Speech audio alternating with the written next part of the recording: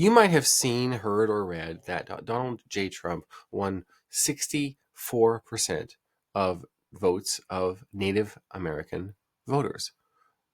That marks Native Americans as the most pro-Trump demographic of all demographics, and it's not even close. Although white women are a beautiful and wonderful close second to that. Many people are confused as to why what is seemingly and probably correctly the most, let's say, to use left-wing language, oppressed demographic of all would throw so much support behind the individual that the left accuses of being such an oppressor. What's going on there? It is an influence tactic that I'd like to bring up to you called ingratiation, also pronounced ingratiation. Now, to make someone feel ingratiated or ingratiated, this is one of those words that it's pronounced differently in different parts of the country, and you sound like an idiot if you're not in that part of the country and you pronounce it ingratiated or ingratiated, and it's not that part of the country. Kind of like how if you're in southern Ohio, Kentucky, or Tennessee, it's wash. Wait, you're gonna what? Yeah, wash your hands. What? Your hands? Wash. It's like that. Now, what this word means is to cause someone to feel good about themselves before or during or after, presumably after, your attempt to persuade them. Now, if you have caught any videos, and I recommend you look this up, whenever Donald Trump has talked to or talked about Native Americans, he builds them up, speaks of them with confidence as being strong, brave, courageous, heck of a people. Contrast that with the Canadian stance, Canadian rhetoric. How does Justin Trudeau, the Prime Minister as of this recording, how does he talk to and about Native Americans? In this case, it's Native Americans of Canada, who have a much better experience and much better track record of treatment from the Canadians than the Native Americans do from the United States government. His stance is not ingratiating, it is submissive. What with these land acknowledgements, and you've all just been put through so much, and we just want to, it's kind of gross. It's a little embarrassing, in fact. And yet both of them are saying good things to and about Native Americans. So what is the difference here? Why does Justin Trudeau come across like a weakling train wreck and Trump gets 2/3 of their vote? What's the difference? I believe the difference has to do with the confidence of the giver. It's also about simping. This is a word that I understand is being used a lot to describe how young men are treating young women that they desire. They simp for them. They go simping. And apparently what that means is to take the Justin Trudeau persuasion approach to, oh, you're just so beautiful, and I just want to be near you, and I'm so needy, and I need your validation and your approval, and would you like to go here? Would you like this? Would you like a massage? Would you like a gift card? Oh, wow, would you like me to drive you to and from work? Oh, that's wonderful. Yes, would you please give me the time of day? Oh, you won't be my girlfriend? That's okay. I'll still be here for you. I'll be your shoulder to cry on. Okay, that's simping. That's simping. Now, that's an extreme version of it, but simping can even show up in a long-term relationship or even in a marriage. Happy wife, happy life. That's simping. Now, it's different from cherishing your spouse, which is what every woman wants, in the same way that every man wants to be respected. Men and women are different, and that's okay, but they have equally important needs.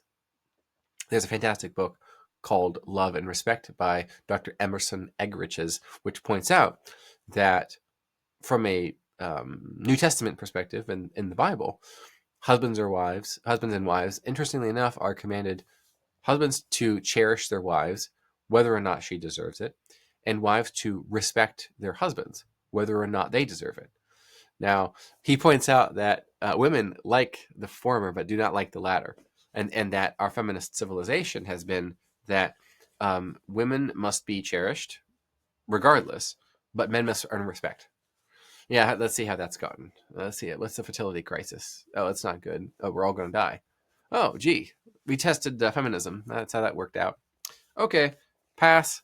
I do not recommend a feminist marriage. That's a happy wife, happy life sort of situation where only the unconditional treatment comes from one way.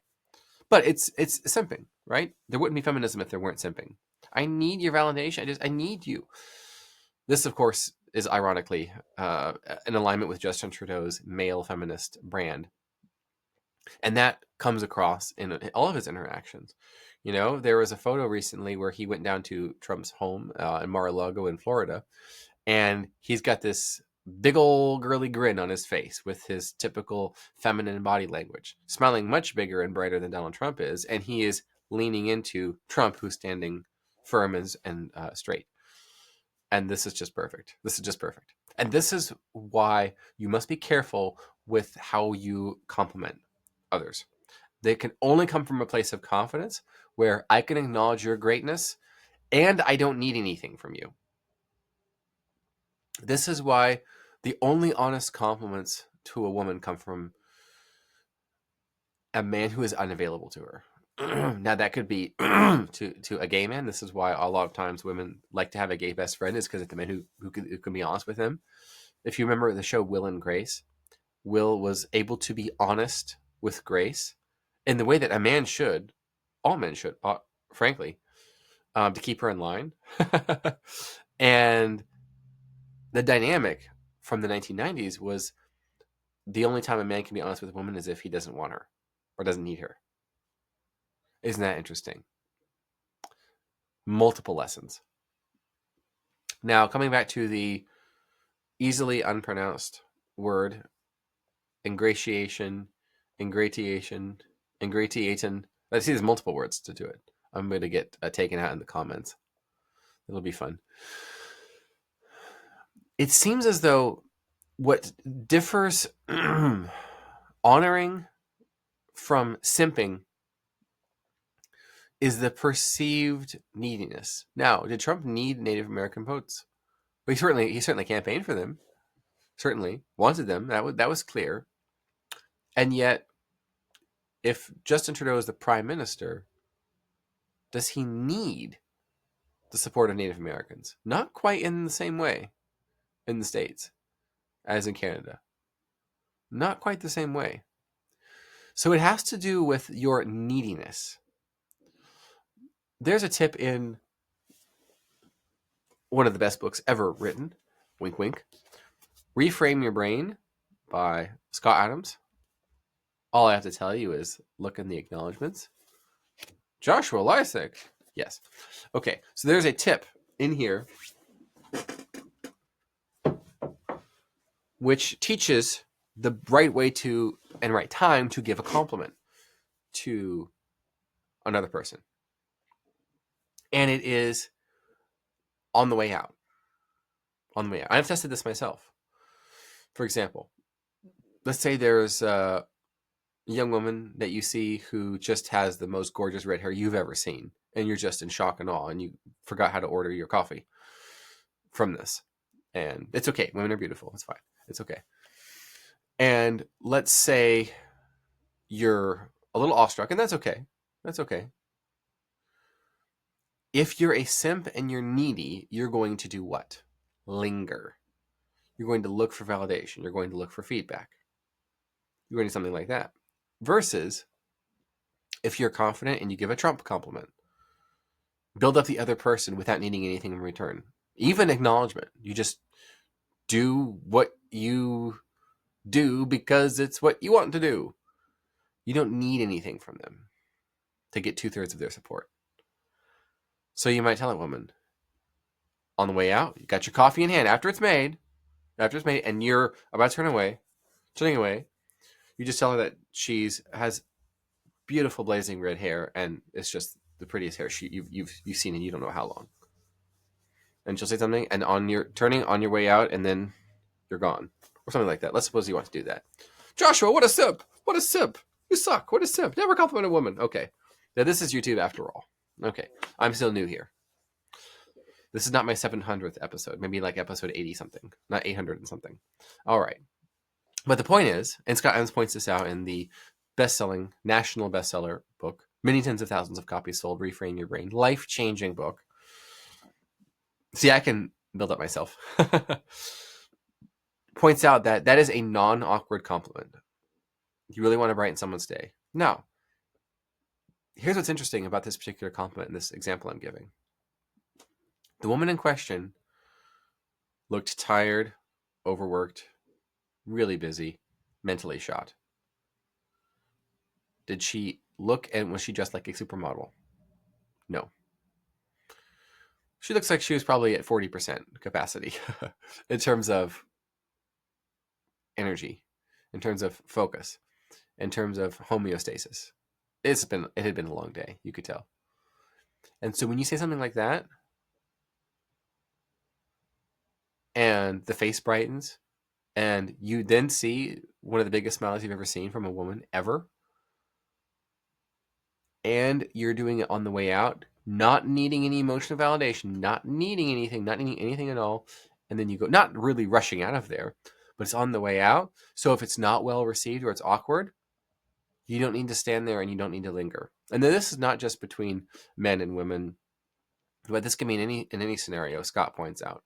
The way to compliment someone in a non-awkward way is to do it on the way out. Okay, on the way out, as opposed to a sort of the awkward lingering situation, which nobody likes and is always terrible for everyone involved. And in the case of Donald Trump, his on the way out is, okay, obviously, it's obvious I'm looking for your votes here. That's on the way out. Okay, campaigning. Moving on now. Whereas with like the context is clear. So like we're in a coffee shop. Obviously, I'm not going to linger and like, and I'm married, so obviously I'm not going to be standing around asking for numbers. So from the context and the ring on my finger, it's clear that I'm just a pleasant, confident stranger, and that's the beginning and that's the end of it. He's a guy looking for votes. They're voters, the context of the situation and the extent of it and the end of it. It's a bounded conversation. So the validation seeking neediness, simping for Indigenous peoples that we see from so many Canadian male feminists, it makes no sense. Like, what exactly is Justin Trudeau trying to get from Native Americans in Canada? Forgiveness? Is it guilt? Oh, isn't that interesting? Do men simp for women out of guilt? Because they feel like they have nothing to offer women besides fake compliments. Did I just call your bluff? I think I just called your bluff. All of you. I think I just called your bluff. Yeah. All Trump wants is their votes. Trudeau needs their forgiveness. Do you think Trump is going to apologize for the United States federal government? He might acknowledge that they've had a tough go of it and that they've been treated very, very badly by the same government that's treated him badly. So they're bros. Whereas Trudeau has nothing to offer Canada's natives or newcomers. Well, they have plenty to offer newcomers. Yeah. Isn't that interesting? If you're a recent arrival or even an illegal immigrant who's been here for a while to United States or Canada, you're in for the time of your life. Not so much for the local yokels, I suppose. I think we've cracked the YouTube code here. Let's see if they find me. Yes, I do believe that that's it. I didn't recognize that before beginning this recording, but part of Daily Persuasion is self-persuasion, including me in that self. That does seem to be it. That's probably why women don't desire simps, because the simps have nothing to offer. Because if you're simping for a woman, why would you be doing that? You have nothing else better to do than needing validation from a woman that you don't even know barely, or maybe you do, but you're kind of in her orbit. If you were a great man of history, even if you were a guy with your crap together, your stuff together, then you would be focused on doing that. You would be complimenting on the way out, and that would be the end of it. And then she would be chasing you and smiling after you, trying to get your number.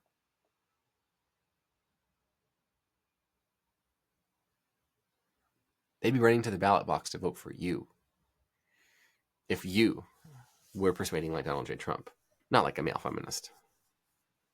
Let's see what the comments say.